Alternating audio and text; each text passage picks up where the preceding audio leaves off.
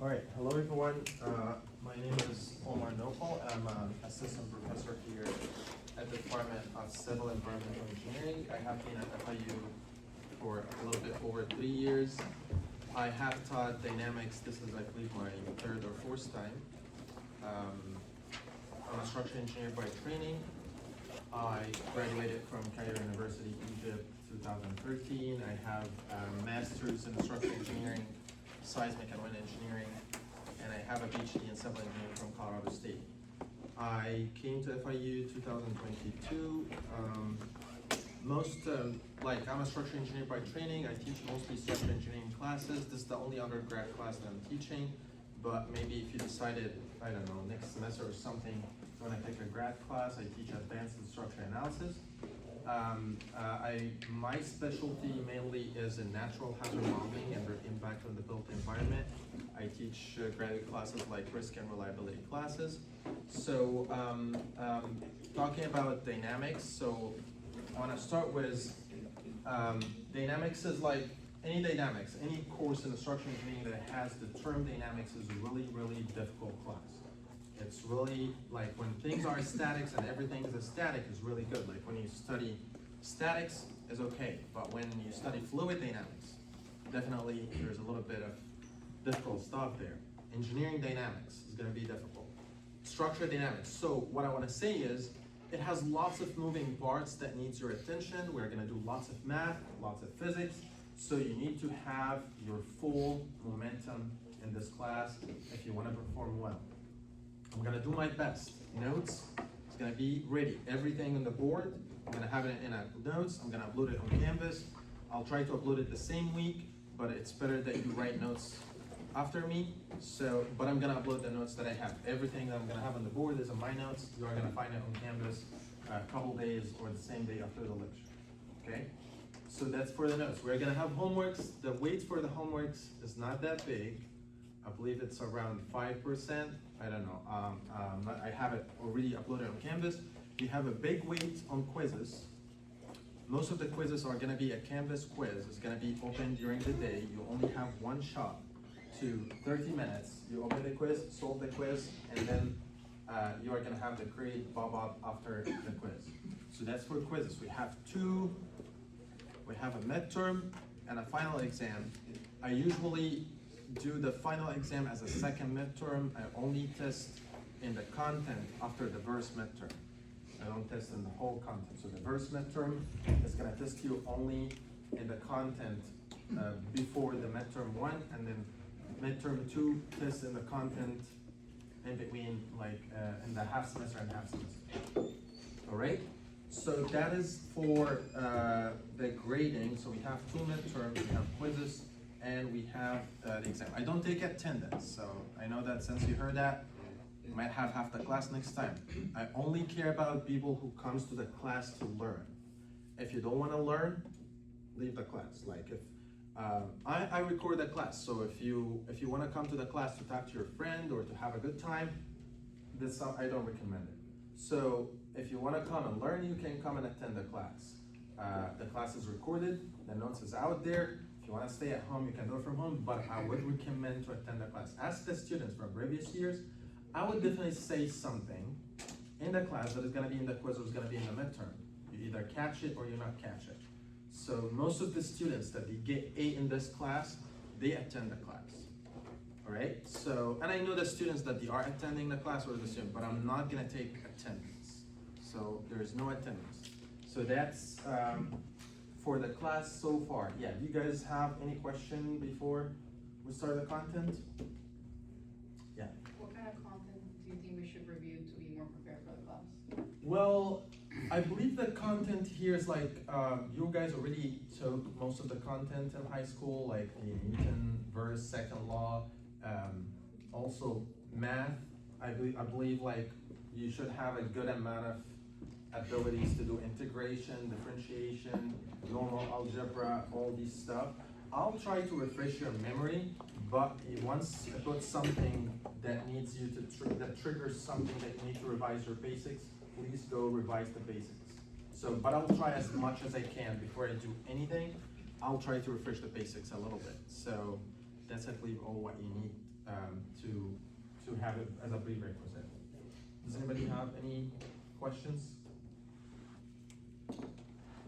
All right, so before I start engineering dynamics, usually this class is about only engineering dynamics, but the way that we formulated this class in the department, we made this class is called the dynamics of engineering systems. So that's why this class is going to focus on something called particle dynamics, rigid body dynamics. Then there's something called fluid dynamics, structural dynamics.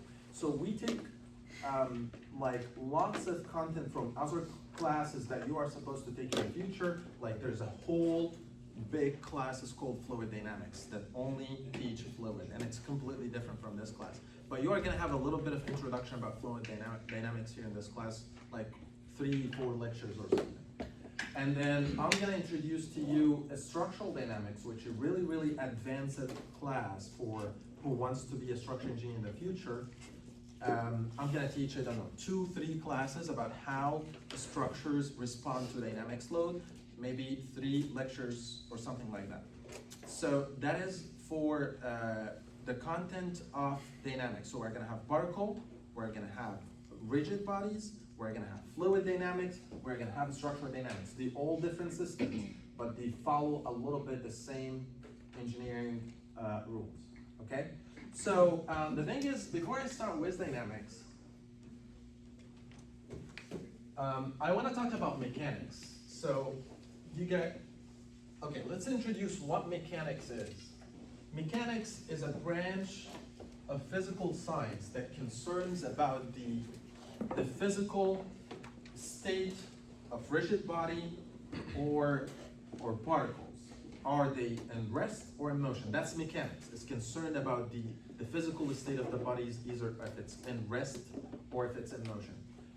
The branch of science that is interested about the particles when they are in rest, you guys have studied that in statics, right? When you have a body, you all got statics, right?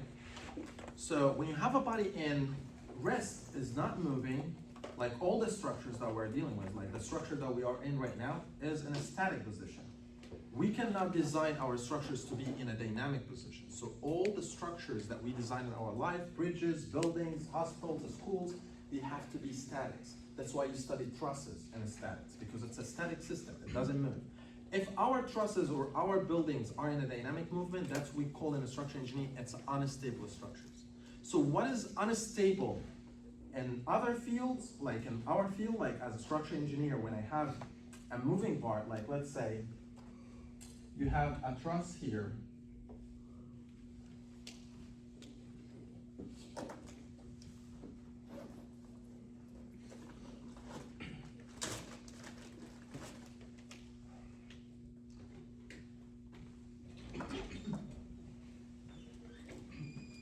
So let's say if I have, for example,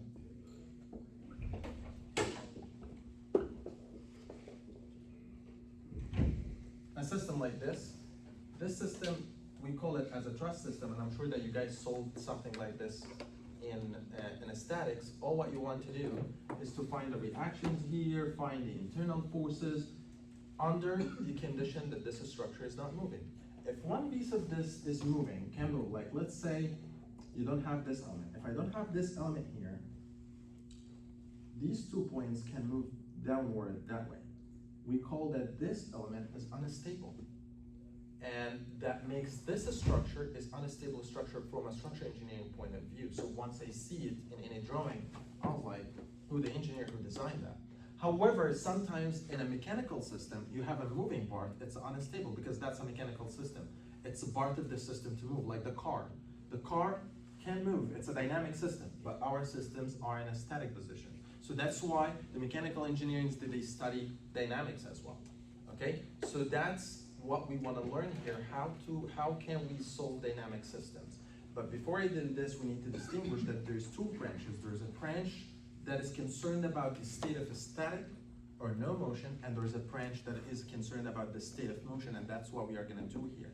So dynamics is the branch of physical science that is interested in the state of motion of bodies subjected to forces. All right, so, and what we are gonna study here, chapter 12.1, and this chapter is Introduction to Kinematics of Particles. So what we are going to study in dynamics, we're going to study something called particles, and that's chapter 12 to chapter 15. And we are going to study rigid bodies. I'm not sure if you guys have checked the syllabus. This is Hitler textbook, chapter 16. So the main book for this class is Hitler, and we are going to cover chapter 12 to chapter 15 for particles, and chapter 16 for rigid bodies. And each one of these, we are going to study two different quantities. There's something that's called kinematics,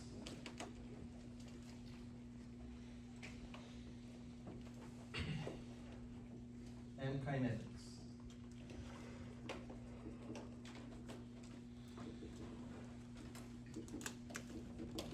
Kinematics, when we are interested in the position of the particle, or the velocity of the particle, or the acceleration of the particle. Like, let's have, this is my body, and I'm interested right now, what is the position of this particle to the origin that I'm looking at? What is the velocity of this body? What is the acceleration of this body? All this is called kinematics. If you are interested in the forces or the moments that acting on the body, like if you have, for example, a body like this, and you are interested in how much force this body has, and how much energy that this force generated, or how much work that this force exerted on this body, that is called kinetics. So when we talk about forces and moments, this is called kinetics. Same thing with rigid bodies. Rigid bodies have kinematics and kinetics.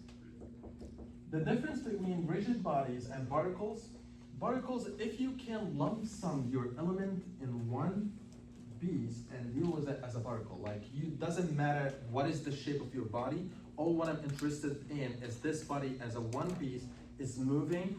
It doesn't care how's the shape of the body look like, so we can represent this body with a particle. Or this body is very small, okay? The rigid body, a body that you can have a shape, and the shape does matter, because sometimes you can have a force here, or have a force here, or have a moment here. But the rigid body, it's like you are dealing with the center of this body. All the forces are applying at the center, and all the moments is around the center. So everything is about the center of the body. So, for example, a car, you'll tell me, oh, the car is not very small that I can use it as a particle. However, the car as a moving piece, every part in this car is moving with the same speed, having the same acceleration, so we can deal with the car as a rigid body, as a particle that is moving on the road. However, if you want to study every element in the car, like you want to study the shafts and how every component is working, that's rigid bodies connection. So the car as a one piece moving with a velocity and acceleration, we can consider it as a particle. A pole, like a basketball or a soccer ball or a football, that is a particle. It's moving, every body on the point or on the pole is moving with the same velocity and the same acceleration, so we can deal with it as a particle. Then rigid body is like you have, for example, a lever or something. And this lever, you apply a force here. So this lever is moving around this point that way. So that's what we call rigid body. Every point on this body has different acceleration, has different velocity. This point is moving with a bigger velocity, here's a small velocity, smaller, and then this body is hinged here, so this point has a velocity 0, okay? All right, so that is the difference between particles and rigid body. We're gonna start with the chapter 12, and we are gonna study the kinematics of particles. Here, I just put in the notes that there is some historical contribution to this branch of physics. There is, in the 50s and the 60s, there's scientists like Galileo Galilei. He has the first major contributions. He did some experiments on falling bodies, trying to discover, he's trying to discover what Newton's did later. So he's trying to discover how the bodies fall on the ground, how we can quantify the acceleration and all these stuff.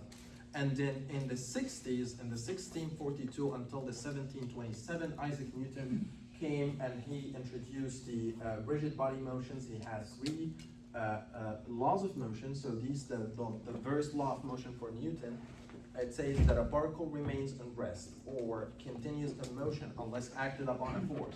Like, if this body doesn't have any force, it's gonna remain in rest because the sum of the forces on this body is equal to 0. But we're saying that if there is a body didn't act upon by a force, this body is not gonna move.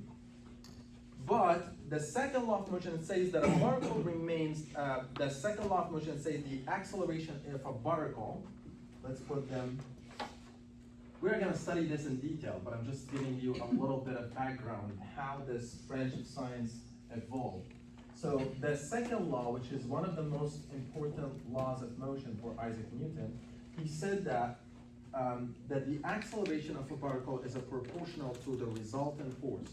And that makes sense. So if you have a body and the body's moving with an acceleration, he said that the force is proportional to the acceleration. The more force acting on the body, the more the body is going to accelerate. And that makes sense. If you are driving a car and you are giving more gas, that means you are giving more force, your car is going to accelerate. So the acceleration is going to go up. And he said that the proportionality factor of this is the mass. He did a lot of experiment and he said that this is equal to the mass multiplied by the acceleration. And then we came up with the law of motion, the second law of motion for Isaac Newton. Okay? And I believe that you all are familiar with this one, right? Okay. Then he have a third law of motion. And he said that the force of action and reaction between interactive bodies are equal in magnitude, opposite in direction, and collinear. And that makes sense. Like, let's say that you have a spring, something like this, and there's a wall here, and then you are having a force here, there's a reaction here, and this reaction is equal to the applied force, opposite in direction, and they both collinear, they are both on the same line. Okay, that is basically the summary of the third law of motion. We are going to study this law of motion in a chapter 30. Okay, so but I'm giving you a little bit of ideas where this science started. Okay, so let's get back to our chapter 12.1. So right now we are still here. I believe we're going to spend, I don't know, 2 weeks or 3 weeks in this chapter because we need to build a lot of basics so that we can introduce more concepts that help us with the chapters 13 and 14. They are not going to take much time, but 12, this is where we are going to build the basics. All right. So to start chapter 12.1, we are going to talk about the kinematics. So right now, we are going to be here for a while, maybe until next week, all right? So kinematics, so we need to know what is the position, what is the velocity, and what is the acceleration. So we need to define multiple things. First, I'm going to start with the position. And the position of what? The position of the particle, how we can describe it. And we are going to differentiate between position and displacement, and something's called traveled distance. Okay, let's differentiate between these three components. Let's say we have a line like this. This is the origin, 0, and you have a body started from the origin, and somehow it moves along this line and came here, and it stopped at this position. I want to know, what is this?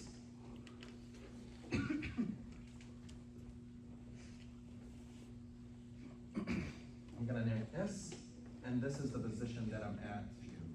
So position says that it's the location of the particle at any instant with respect to an origin. So you need to have an origin, like let's say my origin is this table, and then I start moving like this, moving from the origin, so I need a quantity that can describe my position with respect to the origin. So I'm like at 5-7 foot from my origin over there. So I have the origin, and then I have S describe the position of my body with respect to the origin. So that's why the position has letter S. Okay? So that is the first quantity that we have. And it's a vector quantity. It has, you guys know what vector quantities is, right? It has a direction. So I'm moved in the positive direction or in the negative direction. So that is for the position. Displacement is, if you are at position S, and then you start moving after S and came here at S dash, and came here in this position. So this is called delta S. And delta S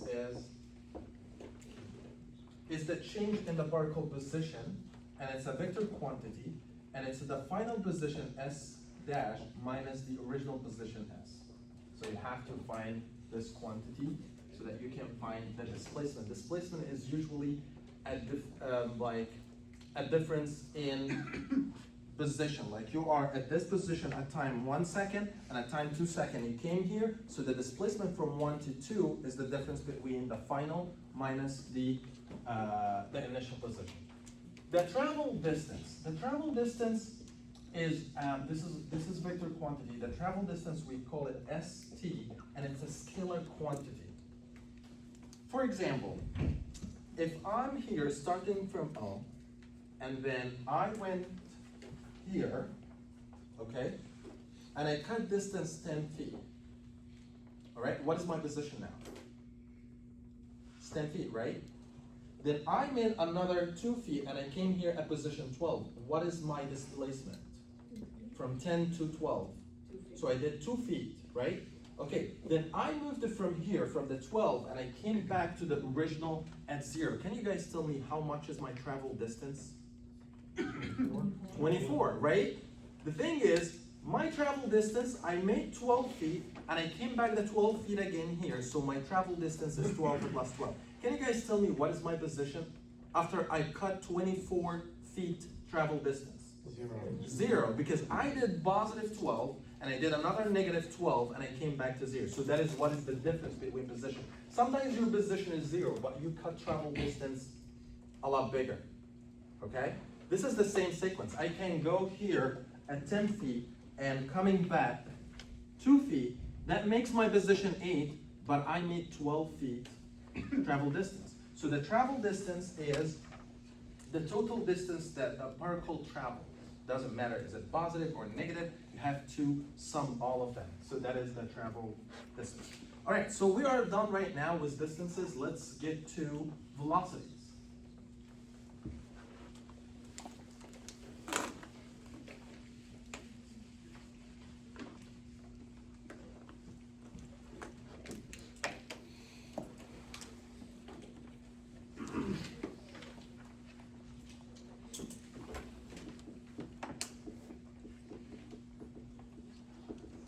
So in velocity, we have something called an instantaneous velocity.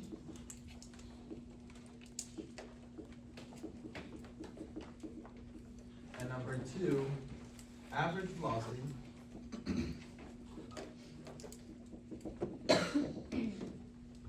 3 is average speed.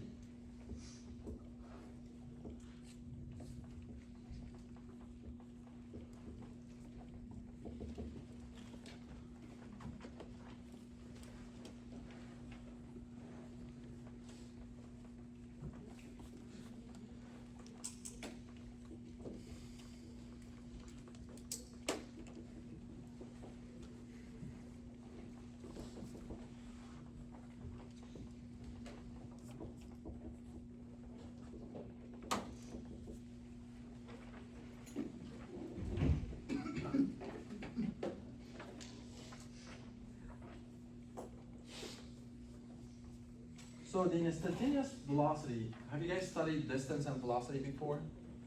All right, so what is the velocity is? It's the time rate of a change of your position. So how much your position is it changing over time? By the way, it's different from the speed. We're gonna find out right now. But the thing is, if you are cutting distance, the more you cut distance, so time, like if I cut distance 0 to 10 feet in 1 second, so my velocity is 10 feet per second. If I did it in half seconds, that means my velocity is 10 over half, so it's gonna be 20 feet per second. But if I did the 10 feet in 2 seconds, that means 10 over 2 is 5 feet per second, so I'm getting more slower. So the more that you take time, you cut the distance, so your velocity is slower. So that is what an instantaneous velocity is the time rate of a change of your position. And we can express it V, usually we do it ds dt. You know, guys, what is d? It's the derivative, the differentiation. So you differentiate, basically the definition is the limit of when delta t is equal to 0 of delta s over delta t. So, or it is the time derivative of the position s. So basically, if you have this body is having a function like the position s is equal to 10 t squared minus 12t. Let's say we can describe the position of this body by this function. That means this body at time t0, what is the position? 0. 0, right? If you put t here is equal to 0, so that means that s is equal to 0 here, right? What if we put t equal to 2 seconds? What is s is gonna be? So 2 seconds, you're gonna put 2 here, 2 by 2 is 4, 4 by 10 is 40, and then minus 24, so it's gonna be 16, right? So s is equal to 16, let's put foot. Right? So right now we were able to describe the position. However, in instantaneous velocity, you have to differentiate this. You have to find v is equal to ds dt. Can you guys differentiate this? 10t squared. Can we differentiate it? Do you guys remember the differentiation? It's gonna be, what is the number here? 20 t minus 12, right? That is the derivative of this function, right? So if I want to find the velocity at t equals 0, basically I have to substitute here at t equals 0, and then the velocity is going to be negative 12. That means this body actually at t equals 0 wasn't going in the positive way, it was going in the negative way, right? But at t equals 2, if you put 2 here, this is going to give you 40 minus 12 is going to give you 18, right? 28. 40 minus 12? 28, yeah. It's gonna give you 28. That means that the positive has a positive velocity. So the velocity is changing over time. And we're gonna find out about that in a little bit. But this is how you can describe the instantaneous velocity. At any instant, you differentiate this, and then it's called instantaneous velocity. Average velocity means that you are, when you say average, you have to have 2 points at least, so that you can take the average from. So you need to have a velocity here and a velocity there, and you take the average of them. And that's what we call delta average. Delta V average is equal to delta S that you cut here over delta T. Like how much is the distance here? 16. You did it then in 2 seconds, so 16 over 2 is equal to 8. That's the average velocity over the motion. Okay? However, some of it was negative, some of it was positive, but this is the average velocity. You have to find the initial, the final, you get the distance, and you get the difference, and you divide it over time. Average speed, let's say V speed average. Average speed is the total distance traveled over the time that this distance traveled. Like let's say, the example that I did it here, I was at position, I started at position 0, okay? And then I went 10 feet, and then I came back here at this position. So 10 plus 10 is 20, so I did the 10 in 1 second, and then I went another 1 second, so it's 2 seconds. So I have 20 over 2 seconds is gonna give me 10 feet per second. That is the average speed. However, if you take it from average velocity point of view, so you have to find the velocity that you started and the velocity that you ended and see how much time that you did it this in, okay? In instantaneous, so every instant has different velocity. If I'm here, I have a different velocity. If I'm there, I have a different velocity. And look at this example. If you want to find exactly the distance traveled, this is really, really tricky example. Here, because since I have negative here, I know at some point that this body moved that way. Okay, let's find at t equal, we said at t equals 0, so this is equal to 0. How about at t equal 1 second? What was the distance? S. -2. -2. That means this body came here. At t equal 1 second, he made -2. Right? And then at t 2 seconds, so this body came here and then shifted and came back here and cut the distance 16. So the thing is, we need to find where this body, basically this body, like if I look at the v with respect to the time, the velocity is negative in the negative direction, and then at some point it shifted to be going to the positive and then came to the 0 and then goes positive again. So that's what happened exactly. And if you want to find where the velocity were 0, so basically you can make this is equal to 0, and then you will find that 20t is equal to 12. So at t equal 12 over 20, you need to find this value. This is the time where the velocity here started to be 0 and then it shifted to be positive. So we need to find where was that exactly. All right, so if you want to find the total distance traveled, so you have to find this, -2, and then another -2, and another 16, so you have 20 feet cut, and then you have 20 over the total time of 20 seconds, okay? So we're gonna solve examples, but I'm just gonna give you that they are different. Speed, velocity, they are different. Like, when you drive your car, and you push the gas, every time you push the gas, you have a different instantaneous velocity. Sometimes you are 55 miles per hour, sometimes you are 56, 57, that is what is instantaneous. If you wanna find average velocity, so let's say that you started from FIU and you went to your house, you need to find what is the speed that you started with and what is the speed that you ended with. What is your position and what is the final position, and then you differentiate and you divide them by the time. But if you wanna find the total distance traveled, you have to count all the distance that you have done. Let's say that you get out of FIU and you went shopping and you went to your friend and you went and visited a relative and then you went to your house. So that's all distance traveled. You have to sum all these pieces together here and then divide over the total time to find the average speed that you have got, okay? All right, so this is talking about speed. Let's talk about acceleration.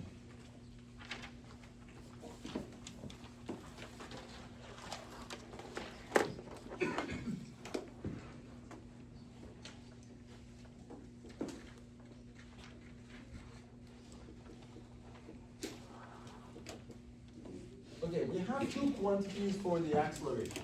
We have an instantaneous acceleration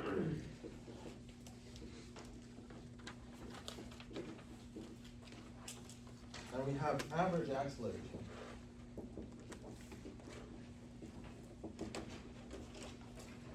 All right, for the instantaneous acceleration is the time rate of a change of velocity. Same thing, we have a position. The time rate of change of the position is the velocity. The time rate of change of the velocity is the acceleration. So if you want to find the acceleration A, you have to differentiate the velocity with respect to the time. All right? So basically, if this is your velocity, v equal to 20t minus 12, you have to differentiate this to get the acceleration. So dt can be, can you guys differentiate this equation? 20, right? All right. You guys, I believe you need to revise your basics in differentiation. If you don't know how to differentiate, this is very important in this class. You need to revise your differentiation basics, okay? And then the integrations as well. You guys study integration in math, right? So you need to revise both. Okay, so basically I'm differentiating this. If I have a function 10 to the power x to the power 4, basically if we differentiate it, we bring the power down, so you multiply 4 by 10, and this is gonna be x to the power 4 minus 1. So if this is n, it's gonna be n minus 1, so it's gonna be 3. If you wanna differentiate it one more time, you bring the 3 down and multiply by 4 by 10, and this is gonna be x to the power 2. You bring in another more power. If you wanna differentiate more time, so it's gonna be 2, 3, 4, 10, x. So the more you differentiate, the more the power of the variable is gonna get decreased. And then the final one is gonna be, once you differentiate, this is gonna be, rather than from the power 1, the 1 is gonna go down, which is not gonna make any change, and this is gonna be to the power 0. Anything to the power 0 is 1. So you're gonna have 2 multiplied by 3, let's put the 1 here, multiplied by 4, multiplied by 10, x to the power 0 is 1. So I'm not gonna put it. What if I'm gonna differentiate this? If you differentiate a number, it's gonna be 0. The differentiation of any constant is gonna be 0. All right. Okay, I want to ask you a question. So what I'm differentiating for here, when I said 10 to the power x to the power 4, this differentiation only works if I'm differentiating with respect to x. Okay? So if I'm differentiate this with respect to the same variable, it is going to be, all this is going to be right. Because the way that we differentiate is,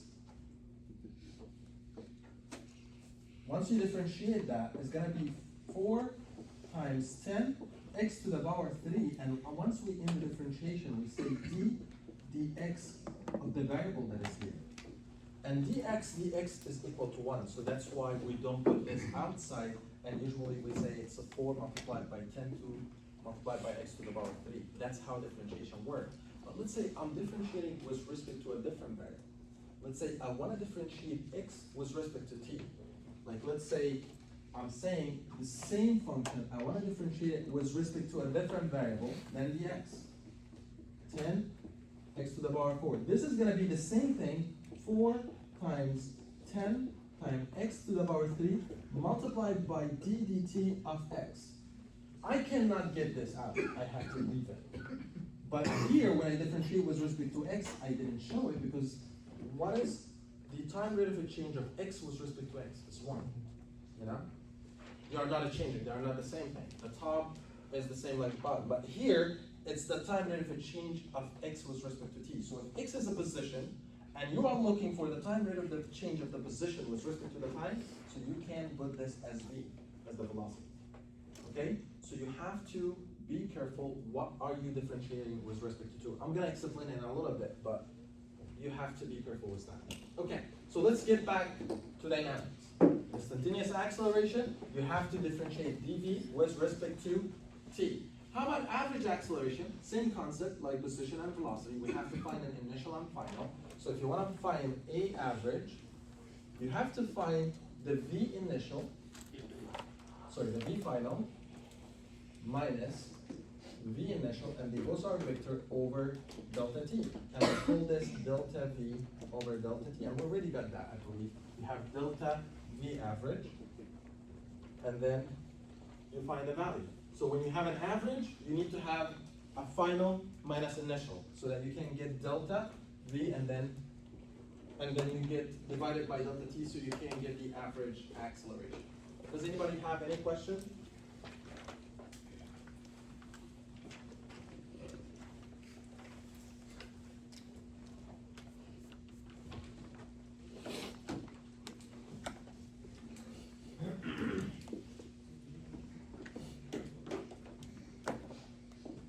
Okay. Yeah. How advanced are the integrals that we're going to be solving in this class? Well, I believe you need to have at least the basics. Like, you need to, we're not gonna get in the integrals of sine and cosine, but you have to have the integrals of x squared and x cubed and all these things, and the same thing with the derivatives. But the tricky thing is the part that has, and I found it like in the last, most of the students, they think, oh, if I have a function, like, let's say, 5x cubed plus 6y squared plus 7z to the power 4. And I want to differentiate this function with respect to the time. I have a body moving in the x, z direction, and this is the function f that describes this body that moves in the x, z direction. And I want to differentiate this. The thing is, most of the students, they differentiate, but they think that, oh, I'm differentiating with respect to x. No, I'm differentiating with respect to the time. That's completely different derivative. If I have a function 5x cubed, like the one that I did over there, I'm differentiating with respect to x. This is gonna be 3 times 5, x squared, and I'm done. Because here is dx, and this is equal to 1. I put it at the end. But here's different. If you want to differentiate this with respect to the time, so you want to differentiate this whole function with respect to the time, this is going to be 3 times 5 x squared, right? And once I'm done, I have to put dx dt. Because that's dx with respect to the time. And then y is going to be 2 times 6 times y dy dt plus 4 times 7 z to the power 3 and then dz dt. So that is what most of the students in the dynamics from previous year, they didn't know. That, oh, you have to look at what variable that you are differentiating with respect to. Because dx dt is the dx, and this is the vy, and this is the vz. If you have an x z direction, and a body is moving in the space here, with a v, this v has 3 components. Has Vx, has Vy, has Vz. That's how we describe them. Okay? Alright. So right now I want to relate the position with the velocity and the acceleration. So right now,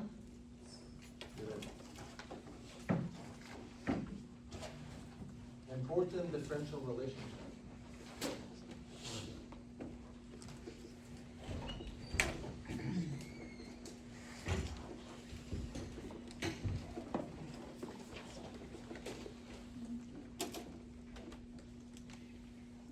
So right now we know what position is, right? Position is a vector quantity that describes your location with respect to an order. We are done with that. And we call that S. The thing is, we had another quantity is called V, and we said that V is the time derivative of the position, ds dt. Sometimes we put it as S dot. Do you guys know what dot is? Dot, we put it on top of the variable to represent that it's a derivative, it's a one derivative out of the time. So dot is only related to the differentiation with respect to the time. So if you have something that has dot on top of it, that means it's ds with respect to t. If it has 2 dots, that means it is 2 times derivative of the variable. So it's a second derivative, not the first derivative. Okay. All right. So I have the dot. And the velocity is ds dt, and the acceleration is ds squared dt. But the thing is, also, we know that the acceleration is dv dt, right? And this is how we came up with this rule. It is the dt of the velocity, which is, it's already here, ds dt, so that makes it, it's a d squared s dt. You guys got that?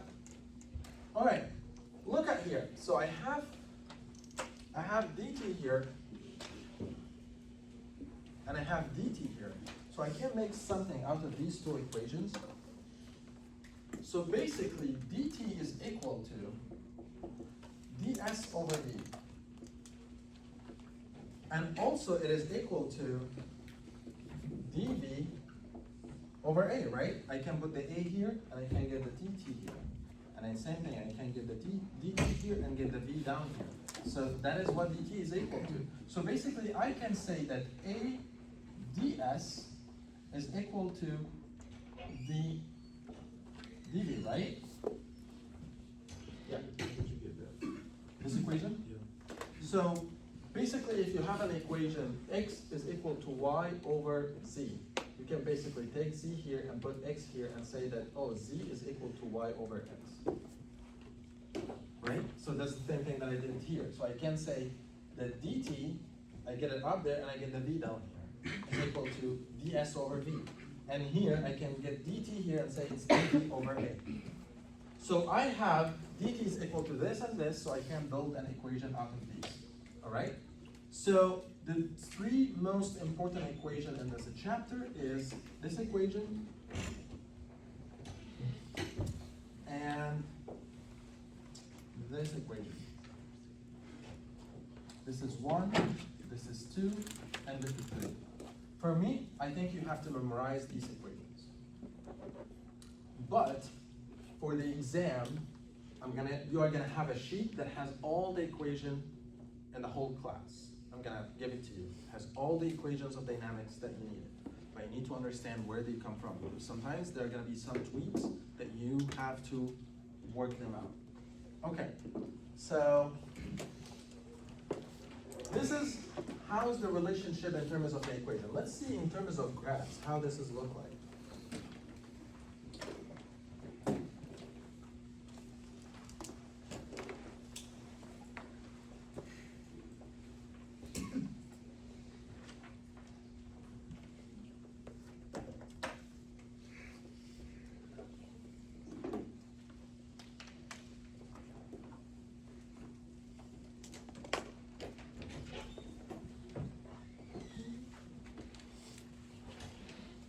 Okay, I'm gonna draw three graphs here.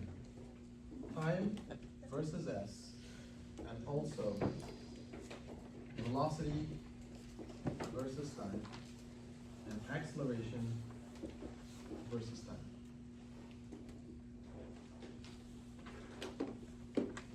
I have a body. This body is gonna move in a parabolic curve. Look at that. The body is going up, up, up, and then went at some point. By the way, what's happening here to the s over time? Is it increasing or decreasing? Increasing. S is increasing until it comes here and then it drops down. Is s decreasing or increasing here right now? Decreasing until it comes where? 0. This is the exact same thing when I started from s equal to 0 and I go to a maximum point here and I return it back to 0. That's actually how to describe this position. That I moved with a specific speed and my speed was increasing. All right? Speed is like going up, and then I slowed down until I went back to 0, and then I went back negatively to go back to my original position. That's like the same thing when you drive with your car. You speed up to go to a position, and if you want to make a U-turn, you make your velocity is equal to 0 and you turn back to the original position. That's what happened here. So if we want to describe this in velocity, you tell me, is the velocity here is increasing, right? So it's going up, but the thing is, it's like positive, right? Because I'm going with a positive velocity, so I can move, right? So to move in the positive direction, I have to move with a positive velocity. But the thing is, what has happened to my velocity over time? It's decreasing until it comes to a position where the velocity is equal to 0, and then it's decreasing until it comes here and become the distance equal to 0. So that's actually what happens here. If this is a second degree, like let's say this is a parabola of x squared, which is supposed to be s squared. Can you tell me what is the degree of the velocity? Is it gonna be to the s to the power 3 or s to the power 1? Look at the derivative. Excellent. It's 1. Why? Because it's the derivative. V is the derivative of s. So if s is squared, so once you differentiate it once, so it's gonna be to the power 1. By the way, it's not supposed to be s is gonna be t. It's function in t squared. So if it's t squared, once you differentiate it, it's gonna be t to the power 1. So if your distance time relationship is from the second degree, my velocity is gonna be from the first degree, right? So what if the distance time relationship is 5th degree? How about the velocity? 4th degree, because it has to be 1 degree down, right? Okay, so what happened is, our velocity is gonna be something like this, because that is symmetric. And sounds like this curve is like this curve, so it's gonna be something like this. It is a decreasing curve that goes down, and it's gonna be something like this. It starts at a positive value. So from this positive value, it goes all the way down, down, down, until it becomes 0, and then negative until it comes here. So that's how the curve look like. All right? And the value of the velocity at each point of these, like the value here and here, is the slope of this curve. Because if you guys remember, what is the derivative? The derivative is the slope. ds dt, you want to find like from here to here, this is dt, and this is ds. So the slope of this line, ds over dt, which is the velocity, right? You guys know that. The slope of the line is the derivative. All right, so that is this line. How about the acceleration? You guys tell me, is this body accelerating or decelerating? Accelerating means speeding up. Decelerating means it's slowing down. Okay, when I go there and I want to stop, when you want to stop at a U-turn, do you speed or do you slow down?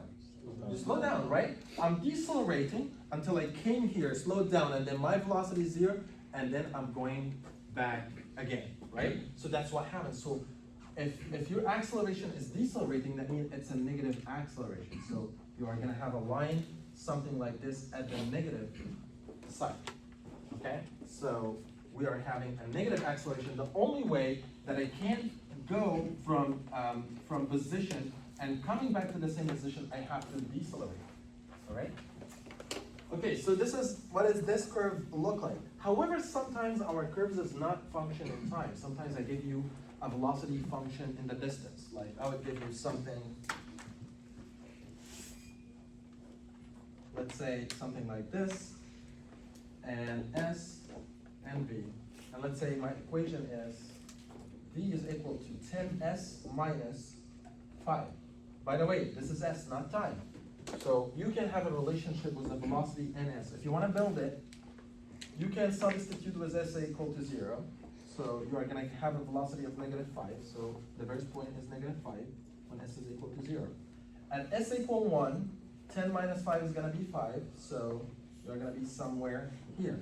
So this is at S equals 1, so you have a second point here. At S equal 2, so you're going to have 20 minus 5 is going to be 15. So you're going to have a linear curve, something like this. If you want to find this line, you have to substitute with some point. You have to find the velocity at 0, 1, 2, so you keep getting points one after one so that you can draw this line. So if you want to find the acceleration, well, the only thing that I can do here is to find the dv ds. By the way, look, here I didn't put dt. I put ds because this is this function in s. So if you want to find dv ds, can you guys find it? If I differentiated v with respect to s, what is the derivative of 10s? 10. Minus, what is the derivative of 5? 0. So it's only 10, right? Okay, you guys tell me, if I want to differentiate dv with respect to t, how this is going to change. What is this is going to be?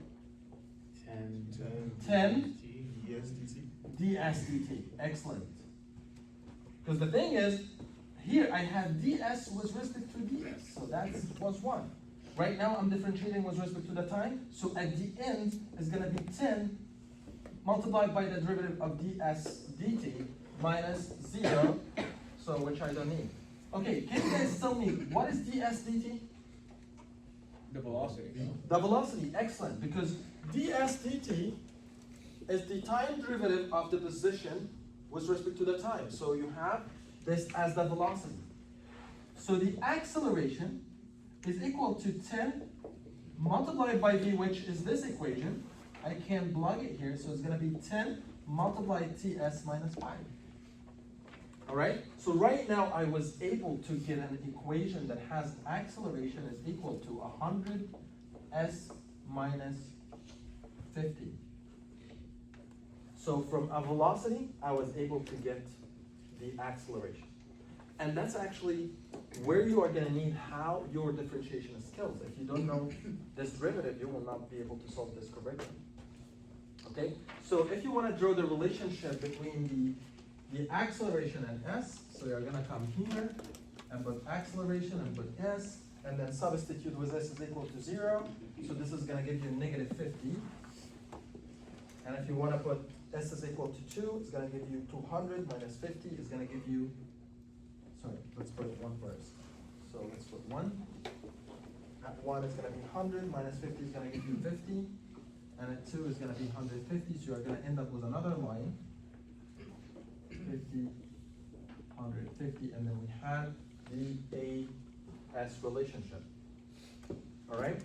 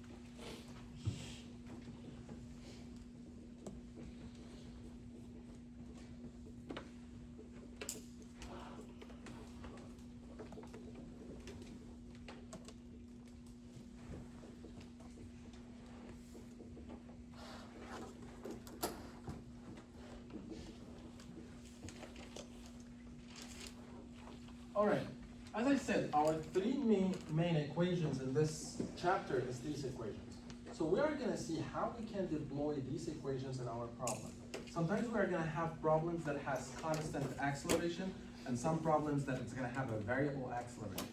Usually, problems that have constant acceleration, I will just state in the problem that, oh, this body is under constant acceleration and this acceleration is 5 meters per second.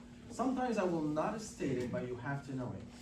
Anybody that is moving under gravity, its acceleration is constant. Like if I have this body and I lift it, this body is under constant acceleration. Do you guys know what is this acceleration? The gravity, which is 9.81 meters per second squared. All right. So anybody, like if I said, oh, I'm playing a soccer and I kick the ball and the ball is moving in the sky, so you know that this ball is moving under the gravity and it's gonna come down with an acceleration equal to the gravitational acceleration, okay?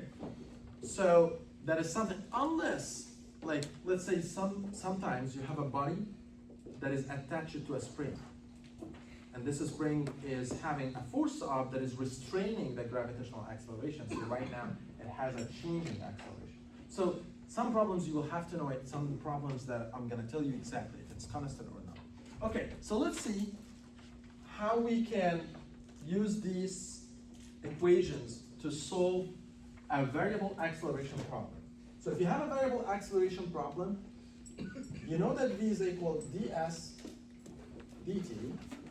So usually I would multiply v dt, so I would say that ds is equal to v dt. Sometimes I would give you distance and time and you get the velocity. Sometimes I give you velocity and time and you get distance. All right? Sometimes I give you time and distance to get velocity. So it depends on what I give you in the problem. But this is called a differential equation. And to solve a differential equation, what we do? We integrate, right? So I should integrate this and I should integrate this. And the boundary of the integration has an initial and final, which is the initial of the motion and the final motion.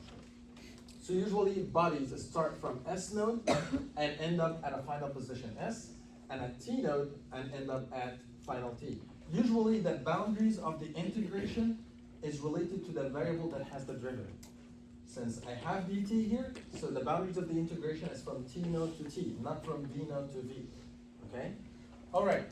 So the way to integrate this, can you guys, if I integrate ds, what is it gonna be? S, right? So this is gonna be S from S node to S, right? Which is gonna be S minus S node, right?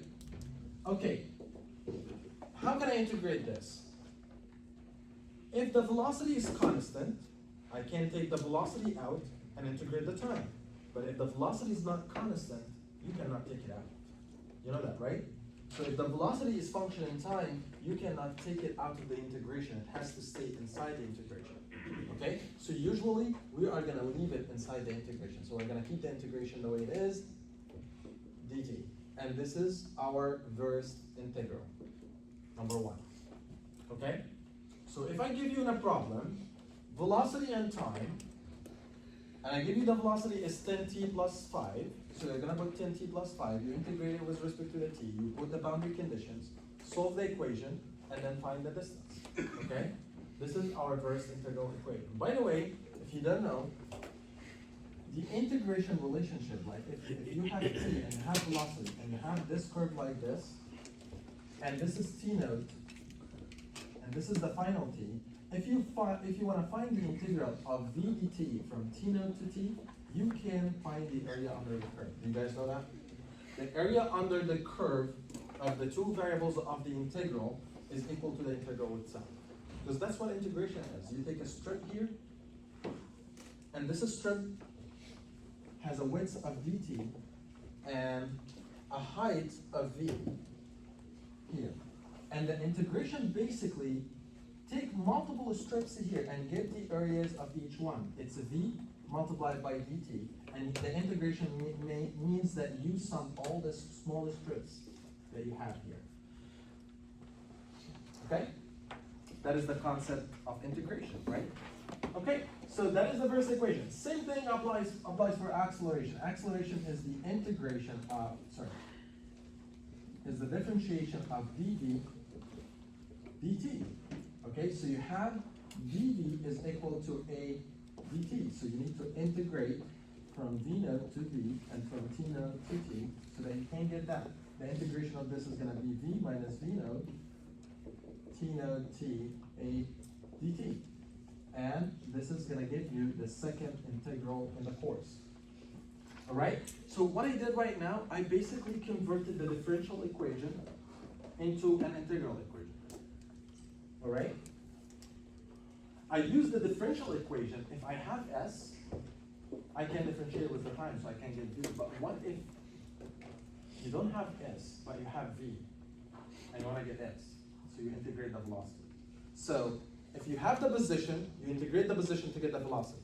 But if you have the velocity, if you have the position and you want the velocity, you differentiate the position to get the velocity. But if you have the velocity and you want to get s, you have to integrate the velocity the same way that I did here. So it's up to you to decide. Based on the problem, what you are going to do, differentiate or integrate. Okay? So you have the differential form and you have the integral form. Okay, we have another equation. This equation is the one that we got it, this one. A ds equal v dv. So you have a ds equal v dv. So what I do, I'm going to integrate both. And the thing is, since I have v here and I have dv here, so I'm integrating variable with respect to itself. So this is going to be equal to, this is from s node to s, and this is from v node to v. So this is going to be equal to, can you guys integrate this? Yes. V dv? Okay, what it is? V V square over 2. And you have your boundary condition, so this is going to be equal to half v squared minus v node squared. The upper bound minus the lower bound. So basically, this is going to be equal to half v squared minus v node squared is going to be equal to the integration of a ds from s node to s. This is the third equation. By the way, all these equations are going to be in the equation sheet that I'm going to give to you, but you have to know where they come from. Okay? All right. What if does anybody have questions? What if I told you in the problem that the acceleration is constant? That is going to make it way more easier. Why? If the acceleration is constant here, I can get it out of the integration here. And the same thing, I can get it out of the integration here. So if the acceleration is constant, let's look at equation number 2.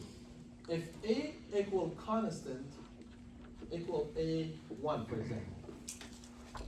So I can look at equation number 2 and I can say that v minus v node is going to be equal to, I can take a out, so it's going to be equal to a t minus t node. Right? say this is A1. Because right now, I can take A outside of the equation. By the way, I didn't say that the velocity is constant. I only said that the acceleration is constant. Sometimes the acceleration is constant, but the velocity is not. Okay? All right, so basically, this equation can tell me that the V is equal to V naught. I can send V naught the other side plus A multiplied by T minus T naught. So that is equation number 1. So right now I have an equation as a velocity, and I can basically find, the velocity in terms of the acceleration and time. Same thing with this equation. I can take A out, and I can say that half V squared minus V naught squared is gonna be equal to the constant A multiplied by S minus S naught. That is another equation. Number 1. Number 2. The third equation, which is this one, and look what I'm gonna do. I have V here, and I already got V here. So I can, by the way, this A is constant. So I can see at equation number 1 and say that S minus S naught is equal to the integration from T0 to T final, and I can put V equal to V naught plus A1 T minus T naught, and all this is integrated with respect to dt. All right? V naught is constant because it's an initial velocity, so this is going to be V naught multiplied by T minus T naught, and you are going to end up with having plus A1 over 2 T squared minus T naught squared once we are done with this integration. So this is your third equation. Basically, it is the same like these 3 equations, but we take A outside of the integral. That's it. And then you solve the integrals. And then you have your problem solved like this. Does anybody have any questions so far? All right, I'm gonna solve an example very quick, just to see how this applies in problems. And then next time I'm gonna solve maybe one or another 2 examples.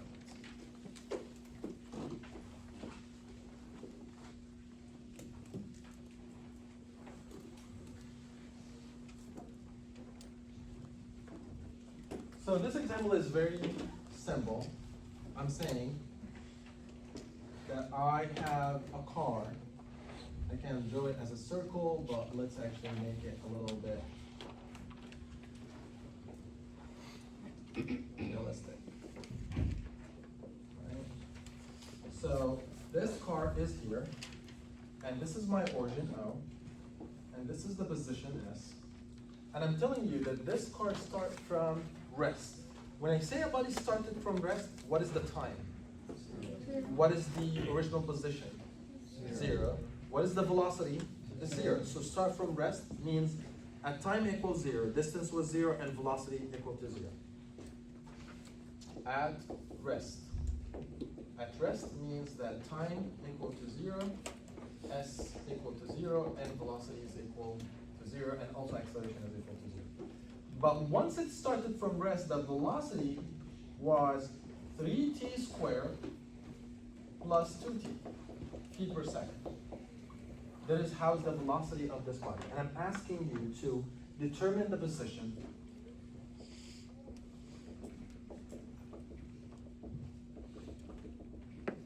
at position and acceleration at t equal to 3 seconds. Okay. All right. I'm gonna find the acceleration first. You know why? It's why. Is the derivative of The derivative, that's very easy. I can say that A is equal to dv dt. Okay, for you, which is easier, the differentiation or the integration? Differentiation is very easy. You just like subtract 1 from the power, and then you got. Integration is a little bit difficult. You have to add 1, and you have to divide over something. And if you have, it's really because it's a reverse engineering. But what we do is a forward engineering right now. So dv dt, I'm gonna differentiate. Can you guys differentiate this? 3t squared is gonna be 6t. 2t is gonna be 2. That's really easy. So if I wanna find the acceleration at 3 seconds, it's gonna be 6 multiplied by 3 plus 2, 20 feet per second squared. That is the acceleration. Okay. How about the S, the position? I want to find the position at time equals 3 seconds. What should I do? I have to integrate. I have to integrate V with respect to D. And actually that's this one. S minus S node is the integration from T node to T, V dt. But the thing is my S node is equal to 0 because it's starts from rest, so I can't put S. But if you want to put the full one, so you have to have the whole one is like this. Sometimes I'll tell you, oh, it starts from position 10 feet at time 2 seconds. So here, T node is equal to 0 up to T. So I have this is 0 and this is 0. So this is going to be S, the integration of 3t squared plus 2t from 0 up to 3 seconds. And all this is integrated with respect to t. Can you guys integrate this? 3t squared is going to be t cubed, right? We increase the power of the variable from t squared to t to the power 3 and divide over 3. So I already have 3 out, so this is going to be t cubed. 2t is going to be t squared. And then I substitute with the boundary of the integration, which is 0 to 3, and this is going to be 3 to the power 3 plus 3 to the power 2. So I have here 3 times 3 is 9, and another 3 is 27. 27 plus 9 is 36, right? So 36 foot. All right? So right now, I solved a problem that involved a velocity. I had to integrate the velocity to get the position, and I have to differentiate the velocity to get the integration, to get the acceleration. All right? All right, so next time we are gonna continue on this, solving another 2 problems, and then introduce new concepts. All right, see you guys next week.